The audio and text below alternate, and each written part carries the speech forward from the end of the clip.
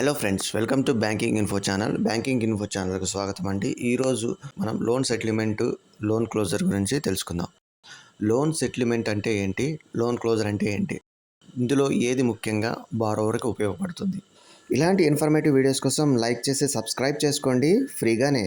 Okay, let's start. Loan settlement అంటే ఇది ఒప్పందం ప్రకారం క్లోజ్ చేసుకోవటం, అదే లోన్ సెటిల్మెంట్ అంటారు. లోన్ క్లోజర్ అంటే మీరు మొత్తం చెల్లించి బ్యాంక్కి అది క్లోజ్ చేసేదాన్ని లోన్ క్లోజర్ అంటారు. దీంట్లో ఉన్న బెనిఫిట్స్ ఏంటి?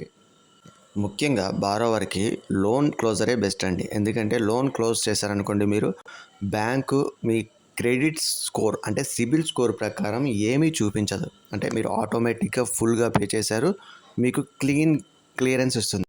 దీని ద్వారా మీకు భవిష్యత్తులో కూడా ఎక్కువ రుణాలు పొందడానికి వీలుగా ఉంటుందండి. అంటే మీరు వేరే బ్యాంక్ వెళ్ళైనా ఈజీగా రుణాలు పొందొచ్చు, ఏ రుణాలైనా. అదే ఇప్పుడు మీరు లోన్ సెటిల్మెంట్కి వెళ్ళారనుకోండి, వేరే బ్యాంకు లోను ఇవ్వాలన్నా కూడా మీ క్రెడిట్ సిబిల్ స్కోర్ చాలా తగ్గిపోయి ఉంటుంది. దాని ద్వారా వాళ్ళు వేరే విధంగా ఆలోచిస్తారు మీ గురించి. ఇతను మళ్ళా రీపే చేయగలడా, సెటిల్మెంట్ చేసుకున్నాడు అనే కోణంలో వాళ్ళు ఆలోచిస్తారు. కాబట్టి మీకు క్రెడిట్ ఫెసిలిటీ రావడానికి కూడా ఇబ్బంది.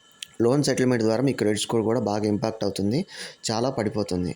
అలాగే మీరు లోన్ సెటిల్మెంట్ చేసుకుంటే మీకు bank only loan settlement certificate మాత్రమే ఇస్తుంది, ఎన్ఓసి ఇవ్వదు. ఎన్ఓసి అంటే టోటల్ మీరు ప్రిన్సిపల్ ఇంట్రెస్ట్ పే చేసిన తర్వాత ఇచ్చే అదే నో అబ్జెక్షన్ సర్టిఫికేట్ అండి. ఇది మీరు ఫుల్గా పే చేస్తేనే ఎన్ఓసి ఇస్తారు, పార్షియల్గా పే చేస్తే ఇవ్వరు.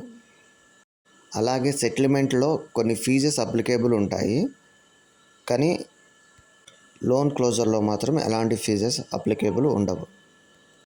ఇలాంటి ఇన్ఫర్మేటివ్ వీడియోస్ కోసం లైక్ చేయండి.